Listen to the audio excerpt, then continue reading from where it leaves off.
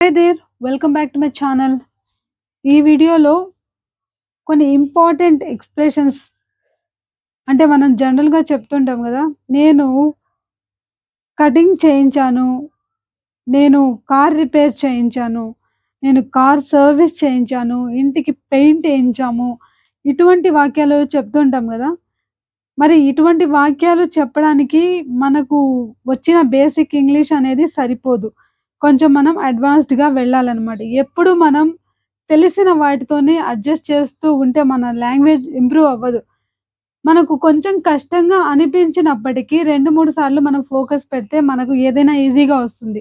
అప్పుడే మనం ముందుకెళ్తాం. అంతేగాని ప్రతిసారి ఇది మన వీడియో కాదు, ఇది మన టాపిక్ కాదులే అన్నట్టు మనం చూసి చూడకుండా వదిలేస్తే మనం ఎప్పుడూ ఒకే చోట ఉండిపోతామనమాట. కాబట్టి ఫస్ట్ కొంచెం ఓపిక, కొంచెం ధైర్యం అనేది చేసుకొని ఇటువంటి వీడియోస్ చూస్తే ఖచ్చితంగా మీకు ఆ కాన్ఫిడెన్స్ ఒస్తుంది. సో, ఈ వాక్యాలు ఎలా చెప్పాలో చూద్దాం. Let's get started. Generally I cut my hair అని చెప్తూ ఉంటారు. నేను కటింగ్ చేయించుకొచ్చాను అని చెప్పడానికి ఐ కట్ మై హెయిర్ అని చెప్తూ ఉంటారు. కానీ దాని మీనింగ్ ఏంటి? I cut my hair by myself అనే అర్థమొస్తుంది. అంటే నేను కట్ చేసుకున్నాను అని అర్థమొస్తుంది. అలా కాకుండా కట్ చేయించుకున్నాను అని చెప్పాలంటే ఎలా చెప్పాలి? సో, దీనికెలా చెప్పాలంటే I got my hair cut అని చెప్పాలి. లేదు మనం ఇంకో రకంగా చెప్పాలనుకోండి I have had my hair cut అని కూడా చెప్పొచ్చు. లేదు ఇది కష్టంగా ఉందనుకోండి I had my hair cut అని చెప్పొచ్చు. సో, వీటి స్ట్రక్చర్ ఏంటి? ఇటువంటి వాక్యాలను ఏమంటామంటే ఇటువంటి వర్బ్స్‌ని ఇక్కడ హావ్‌ని, గెట్‌ని యూజ్ చేస్తాం. ఇటువంటి వాక్యాలు చెప్పడానికి. వీటిని మనం ఏమంటామంటే కాజిటివ్ వర్బ్స్ అంటాం. కాజిటివ్ వర్బ్స్ అంటే ఒక పనికి కారణమయ్యేవి అనే అర్థం అన్నమాట.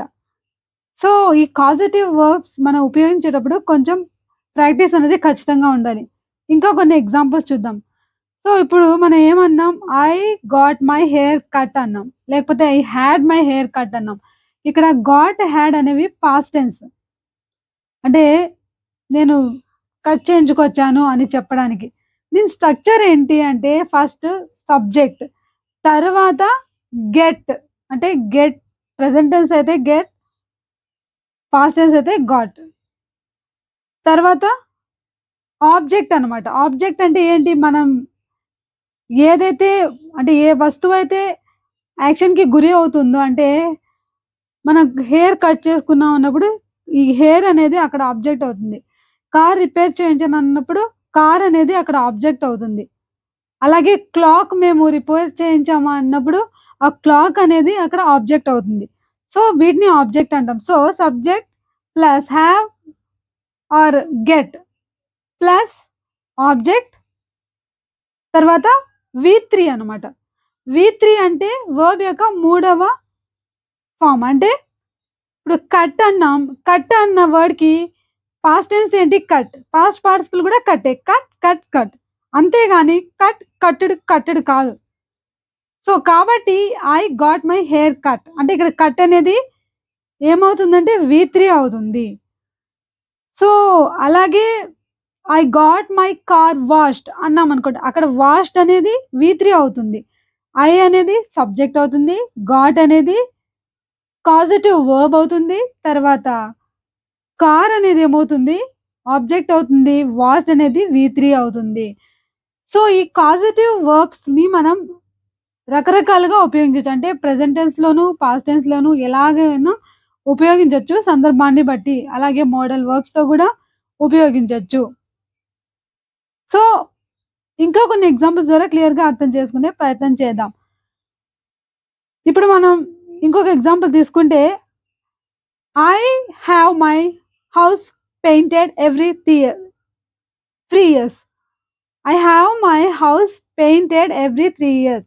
నేను మా ఇంటిని ప్రతి 3 సంవత్సరాలకు ఒకసారి పెయింట్ చేయిస్తాను. ఇక్కడ మనం ఎవ్రీ 3 ఇయర్స్ అనేది పక్కన పెడితే I have my house painted.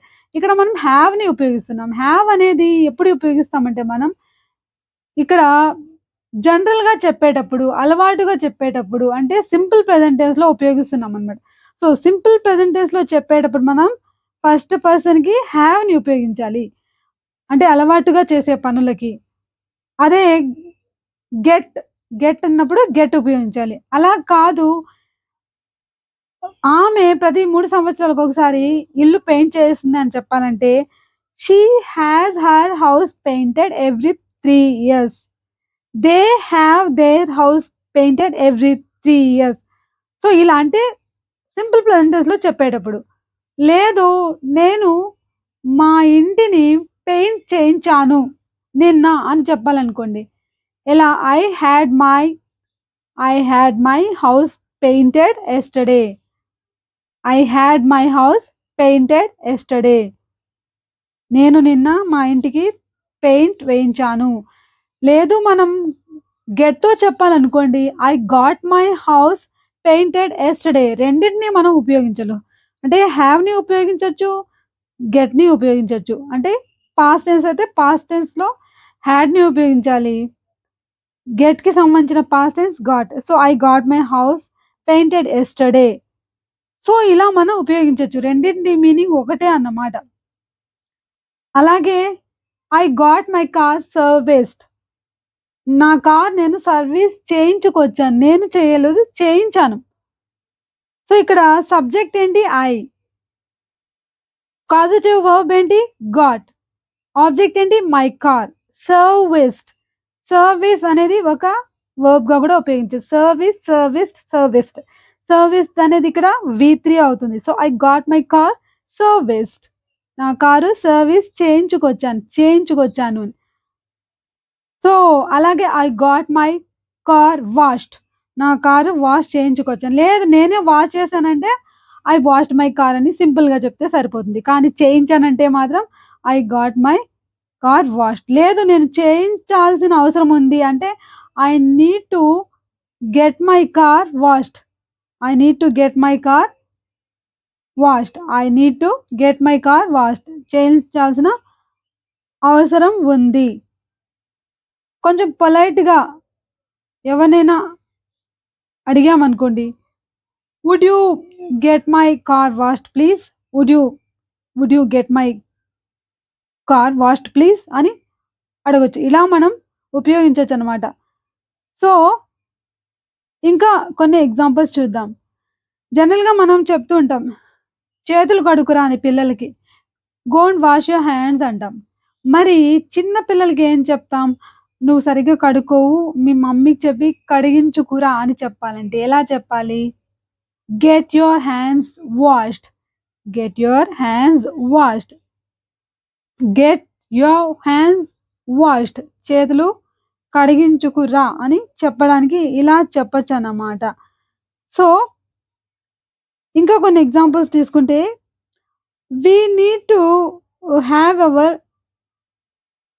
లేకపోతే we need to get our clock fixed. So, clock పాడైపోయిందనుకోండి, బాగు చేయించుకురావాలి, బాగు చేయించాలి అని చెప్పాలంటే we need to get our clock fixed. అంటే ఇక్కడ సరిచేయడం. ఫిక్స్ అంటే చాలా మీనింగ్స్ వస్తాయి. ఇక్కడేంటంటే సరిచేయించాలి అనే అర్థంతో మనం ఇక్కడ ఫిక్స్ అన్న వర్డ్‌ని ఉపయోగిస్తున్నాం. Fixed, fixed. సో, ఫిక్స్ యొక్క past tense fixed. Fixed. So, we need to have our లేకపోతే we need to get our clock fixed. So, ఇక్కడ వి3 అనేది ఏ టెన్స్‌లో అయినా అలానే ఉంటుంది. మనకు వర్బ్ ఎక్కడ మారుతుంది టెన్స్ అంటే ఇక్కడ కాజిటివ్ వర్బ్ దగ్గర గెట్, గాట్, హావ్, హాడ్ అలా మారుతుంది గానీ, లేదు మేము మా క్లాక్ ఫిక్స్ చేయించాము అని చెప్పాలనుకోండి. ఎలా చెప్పాలి? ఫిక్స్ అంటే ఇక్కడ 2 అర్థాలొస్తాయి. మనము ఒక ప్లేస్‌లో అమర్చాము అని వస్తుంది. లేకపోతే బాగు చేయించాము అని గూడా వస్తుంది. So, we had our clock fixed. We had our clock fixed. లేదు we got our clock fixed. So, ఇలా రకరకాలుగా మనం గెట్ ఆర్ హావ్ అన్న కాజిటివ్ వర్బ్‌ని ఉపయోగించొచ్చు. సో, మీరు కూడా ఈ కాజిటివ్ వర్బ్స్ ఉపయోగించి మీ సొంత వాక్యాల్ని కామెంట్ బాక్స్‌లో రాయండి. ఈ టాపిక్ మీద ఇంకేమైనా డౌట్స్ ఉంటే కామెంట్ బాక్స్‌లో తెలియచేయండి. Thanks for watching.